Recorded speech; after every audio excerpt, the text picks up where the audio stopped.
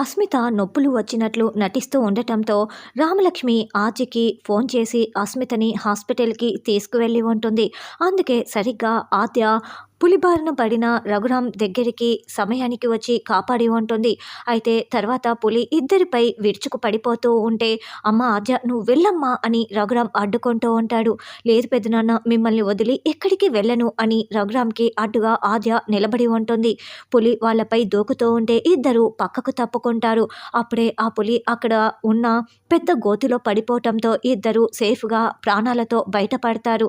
పెద్దనాన్న ఇక మనం బయలుదేరి వెళ్దాం పదండి అని ఆద్య కార్ డ్రైవ్ చేస్తూ రఘురామ్ని తీసుకువెళ్తూ ఉంటుంది. హాస్పిటల్కి వచ్చిన అస్మిత అమ్మ అమ్మ అని తెగ కేకలు పెడుతూ నటిస్తూ ఉంటుంది.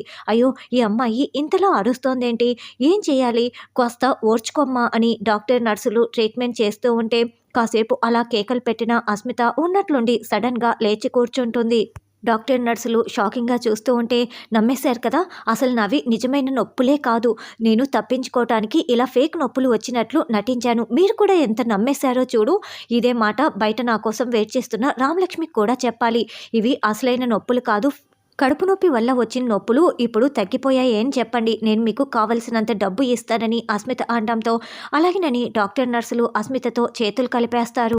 బయట వెయిట్ చేస్తున్న రామలక్ష్మి ఆచికి ఫోన్ చేసి నాన్న క్షేమంగా ఉన్నారా అని అడగటంతో, రామ నువ్వు సమయానికి లొకేషన్ షేర్ చేయటం వల్లే నేను పెద్దనాన్నని కాపాడగలిగాను, ఇంతకీ అస్మితకి నొప్పులు ఎలా ఉన్నాయి, అసలు అస్మిత ఆ సమయంలో అడవిలో ఏం చేస్తోంది అని ఆద్య రఘురాం ప్రశ్నిస్తూ ఉంటారు. అవును, నేను కూడా అదే అడగపోతే నొప్పులు ఎక్కువ అవడం వల్ల అస్మిత సమాధానం చెప్పలేకపోయింది, ఇప్పుడు మీరు కూడా అడుగుతుంటే నాకు చాలా డౌట్గా ఉంది అని రామలక్ష్మి అంటుంది. అంటే దీని వెనుక అస్మిత చేతులు కూడా కలిపిందేమోనని రఘురాం అంటాడు.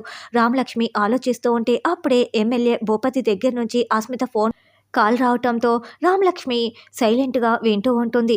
అస్మిత అసలు నేనే ఇదంతా చేశాను, నా వెనుక వాసుదేవ్ ఉన్నాడన్న నిజం రఘురాంకి తెలిసిపోయింది, నన్ను చంపబోయాడు, వాసుదేవుని కూడా చంపబోయాడు, నువ్వు కూడా మాతో చేతులు కలిపి నువ్వు కూడా ఇలా చేశావన్న నిజం రఘురాంకి తెలిస్తే మన అందరి పరిస్థితి ఏంటో అర్థం కావటం లేదు అని మొత్తం నిజాలు కక్కేస్తాడు.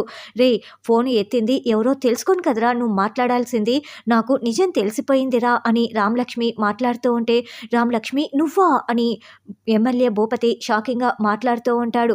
అవును, నాకు తెలిస్తే ఏమవుతుందోనని కంగారు పడుతున్నావు, నాకు కూడా నిజం తెలిసిపోయిందిరా, మిమ్మల్ని అస్సలు వదిలిపెట్టను అని రామలక్ష్మి చెప్తుంటే భూపతి ఫోన్ పెట్టేస్తాడు. అప్పుడే అస్మిత బయటికి రాగానే ఇక రామలక్ష్మి కోపంతో రగిలిపోతూ చూస్తూ ఉంటుంది. ఇదేంటి ఇంత కోపంగా చూస్తోంది, కొంపతీసి దీని వెనుక నేను ఉన్నానన్న నిజం తెలిసిపోయిందా అని అస్మిత అనుకుంటూ, పదరామ క్యాబ్ రెడీగా ఉంది కదా వెళ్దామని చెప్తూ ఉంటే, మర్యాదగా నిజం చెప్పు, నువ్వు ఎందుకు అడవికి వెళ్ళావని రామలక్ష్మి అంటే, వనమూలికల కోసం వెళ్ళానని అబద్ధాలు చెప్తూ ఉంటుంది. లేదు, నువ్వు మా నాన్నని చంపటానికి వాళ్లతో చేతులు కలిపావని నాకు నిజం తెలిసిపోయిందని రామలక్ష్మి చెప్పగానే అస్మిత కంగారు పడుతూ ఉంటుంది. తరువాత జానకి పెరట్లోకి రాగానే చలపతి అక్కడి నుంచి పరుగులు పెడుతూ వెళ్తూ ఉంటాడు. చలపతిని చూసిన జానకి ఏమండి అందరూ రెండని కేకలు పెట్టడంతో, ఏమైంది జానకి అంటూ రఘురాం వాళ్ళందరూ బయటికి వస్తారు. ఏమండి చలపతి అండి బ్రతికే ఉన్నాడని నేను నా కళ్ళతో చూశానండి అని జానకి చెప్తుంటే, అయ్యో చనిపోయిన అతను ఎలా ప్రాణాలతో తిరిగి వస్తాడు వదిన, అలా మాట్లాడ అని శివయ్య అంటే, అసలు ఆర్జని కాపాడాలనే నువ్వు ఇలా మాట్లాడుతున్నావు, నీకెందుకు చారు మీద అంత కోపం అని పార్వతి శివరాం ప్రశ్నిస్తూ ఉంటారు. అదేంటి నేను అబద్ధం చెప్తున్నానా అని జానకి శివరాంపై సీరియస్ అవుతూ ఉంటే, జానకి అంటూ రఘురాం జానకిని కొట్టడానికి చెయ్యి ఎత్తుతాడు.